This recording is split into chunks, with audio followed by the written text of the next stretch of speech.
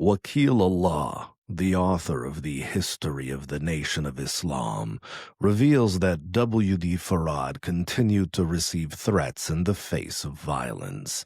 On at least one occasion, he explains, his enemies went to the lengths of poisoning him. As Jibril Muhammad Kushmir, a.k.a. Edward Moore, revealed in a speech on November 15, 2000. Master Farad Muhammad had his stomach pumped in the 30s. He had to pay money. Somebody paid money. See my point?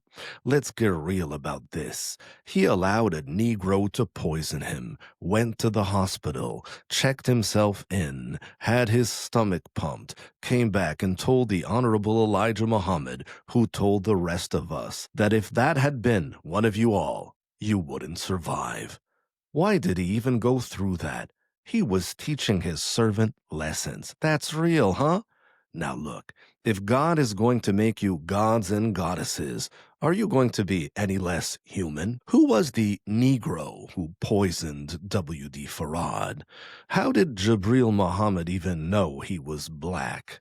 Why would he fail to identify the attempted murderer? Did Elijah Muhammad not tell him? The claim that W.D. Farad was the subject of an assassination attempt surfaced over 66 years after the incident.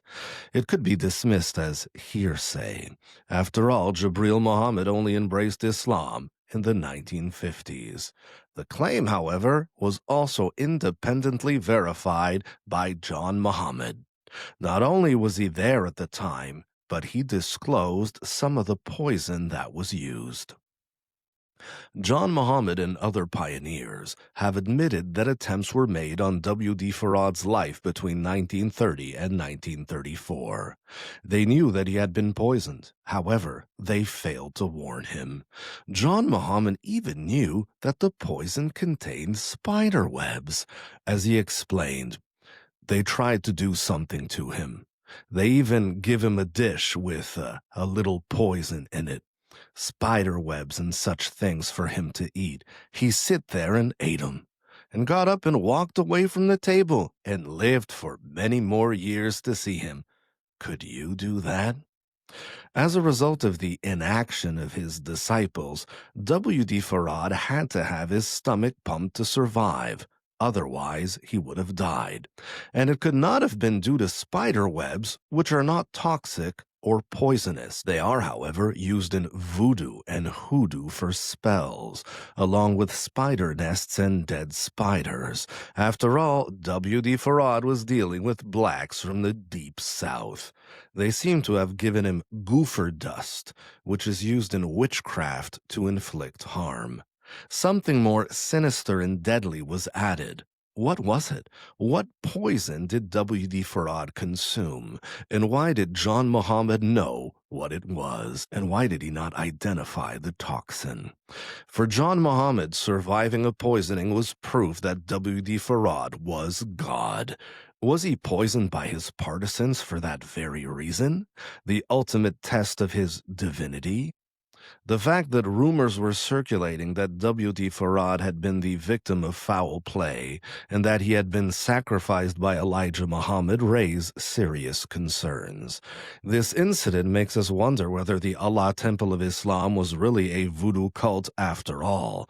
Perhaps Farad was fighting against black superstitions, and people fought back. Muslim missionaries in Jamaica have been targeted by Obeah, while those working in other parts of the Caribbean and Africa have faced Haitian voodoo, Cuban Santeria, and African Vodun. It would not come as a surprise if W.D. Farad faced the same spiritual foe among black migrants from the South: sorcery.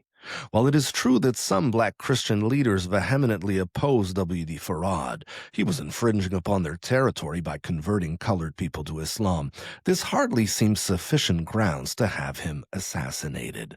Rather, they may have collaborated with the police to have him forced out of town.